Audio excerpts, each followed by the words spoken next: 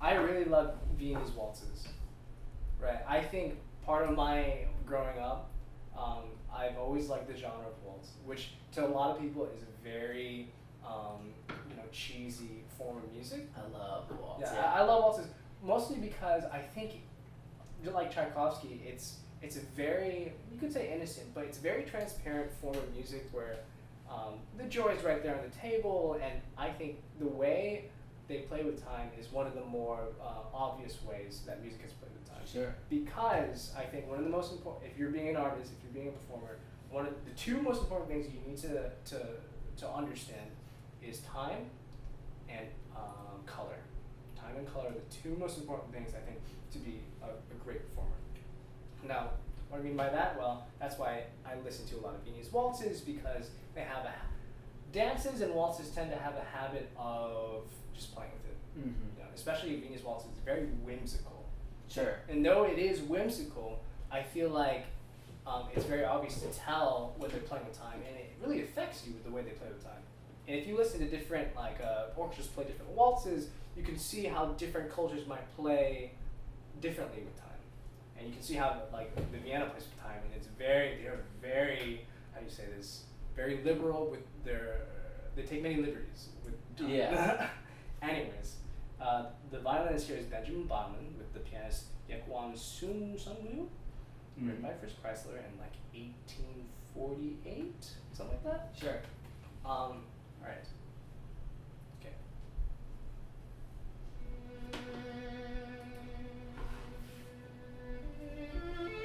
Let's charge this up too.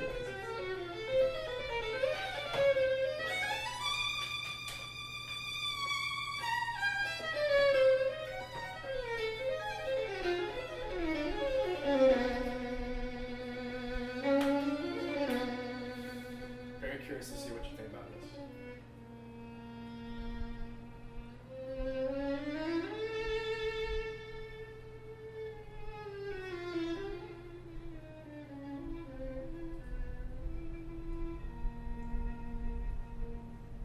I do get some gypsy vibes from that little. Or I myself thought kind of Izai, right? Mm-hmm. Yeah.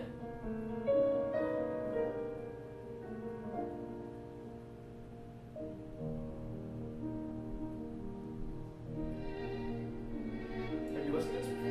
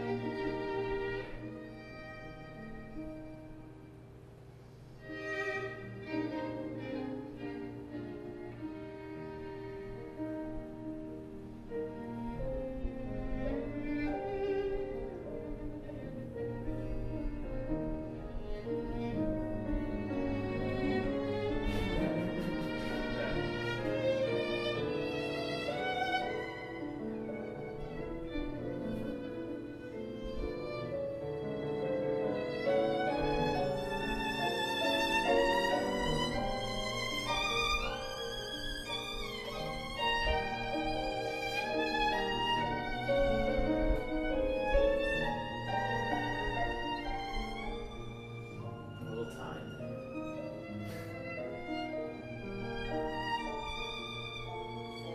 Almost seems like a lullaby. This piece is kind of I feel like it's Chrysler's kind of like goodbye.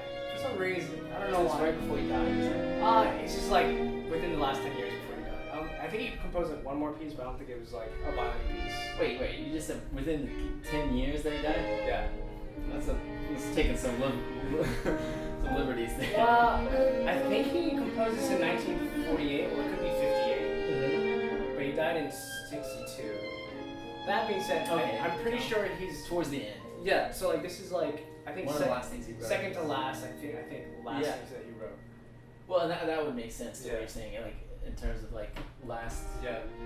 pieces. Yeah. Yeah. Very much would be a good buy, right? Like, especially if he was aware of Yeah. making the decision, like, all right, this is the last one.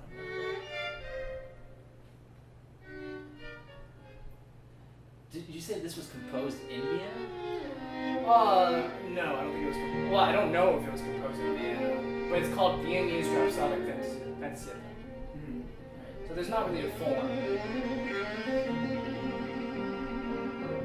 but very like ethereal almost. You know?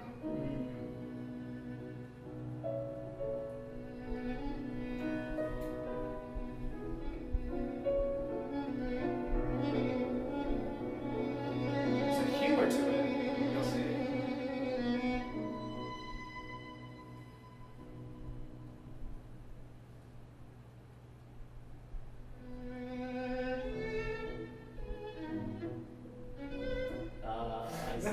Okay. You can't help but just go. That "Ah." is Viennese, right? Yeah, Yeah. the beginning was odd. It didn't. It was striking me more like schmaltzy lullaby. Yeah, it did. But I guess the beginning, the very opening, was like kind of maybe like that rhapsodic kind of. Rhapsodic-ish. The beginning is very high. Yeah. This piece kind of jumps keys too, which is not typical of Kreisler, I don't think. Go for it. Go for it. You want something? This is the dream. Whiskey and Kreisler. Kreisler. I can't with the whiskey, so I'm just gonna Go for it. Do you want something? Let's go with it.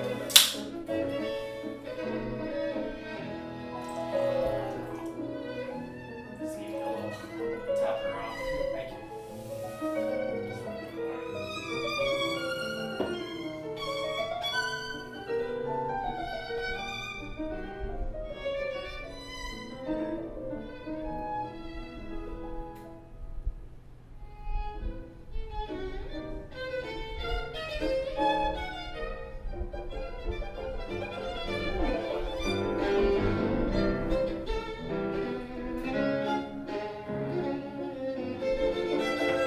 So you played this for your senior? I cried right before it. Ah. I was like, I love Kreisler. Oh god. Okay. So wait, what was some of the things that like when you were working on it? What was some of the most difficult parts? Some of the most difficult parts. Well, one, intonation, because the fact that it jumps different keys can make it a little odd. There's a lot of sharps, flats, and double stops on that. But for me, I feel like the timing of Kreisler comes like quite easily to me, which is very nice because I listen to his music quite a lot. Well, I did, not anymore. You're listening to it right now. I know. Well, yeah, it kind of brings me back. I don't know. I feel like Kreisler for me is kind of a thing of the past-ish. Something I've learned a lot from, and something I have a lot of.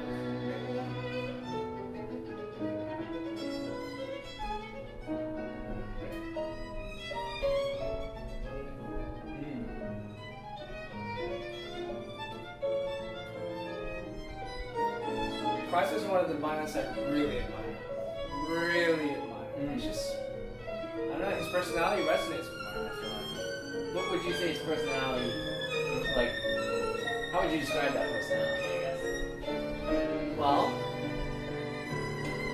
epic. No, I'm kidding. It's very loving, and it's. I could get that from you. I mean, obviously, what you mentioned. You know? Yeah. Hold on, I need to feel this for a second.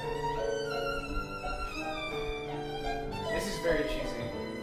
When it comes to the octaves, like. Octaves, right? Yeah. Yeah. Right. It's almost done. No.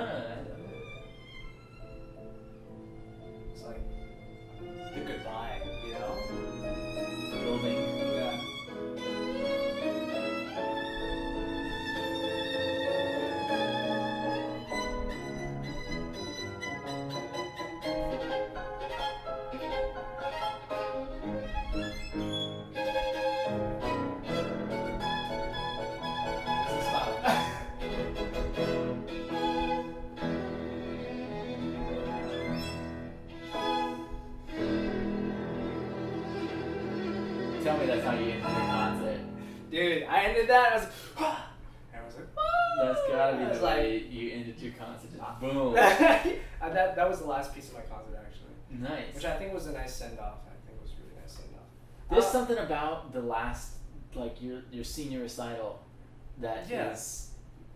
it's important the music you pick for it. I think, because that music will always be like yeah, there. you know they say the music you listen to from age like 19 to 21 really imprints on you for the rest of your life. I forgot where I heard that, but that's apparently the case. As to like the person at Kreisler, I don't know. He's carefree. He just does what he wants, but he's very whimsical, very whimsical. Yeah. But he cares about the people around him, but he loves everything. He doesn't just love violin. I mean, I spent a good while just reading up on him. Really? Yeah. I don't know. So you would you say he's one of your favorite composers? Composers and violinists. And violinists. No, yeah, sure, he plays out of tune sometimes, but I don't know. I feel like he was one of the first people to really, he was one of the first people that people had on LPs or records back in the day. Like everyone back then was like, oh, the warm sounds of Kreisler. Mm-hmm. And maybe he didn't play Bach the way people wanted, or like maybe he put a slide in Bach sometimes, but I don't know. He's like one of the few composers or few violinists who actually composed for the instrument recently. Yeah. The other one who's trying to bring that back is Roman Kim, which is interesting. But Roman Kim is such a boss. Whoa, man! Did you hear he put out something new recently? Actually, Really? He did a transcription of Bach, a Bach harpsichord concerto in D minor. Of course. Yeah. Something like that. Yeah, I know. The cadenza is literally, you'd have to listen for yourself. Anyways. Yeah, that guy's wild. That guy's wild, and he actually Roman Kim said in an interview that he's trying to bring back like the composers where, because nowadays you just have performers or violinists rather who play pieces from the past, Mm-hmm. and not many compose for the instrument. Roman Kim is trying to compose for his instrument like Kreisler did. I think, yeah. Interesting. Yeah. Yeah. Anyways, yeah, Kreisler. What was I saying about Kreisler? Whimsical character. Yeah, he liked hot dogs. He had his favorite armchair. He liked hot dogs? Dude, his favorite food was hot dogs and beer. That was his favorite food. Beer is not a food. Well, hot dogs and beer. Now, what can I say? Dude, my Wi-Fi password before was it was hot dogs 1962. And the name of my Wi-Fi because of Kreisler. Dude, Kreisler has had such an impact. Damn, dude. I don't know if I've met anybody who has obsessed over Kreisler. Like, I know. It's like people have. It's cool though. Hey, come on. Yeah. Yeah. That is cool. Like, that's the whole point of it,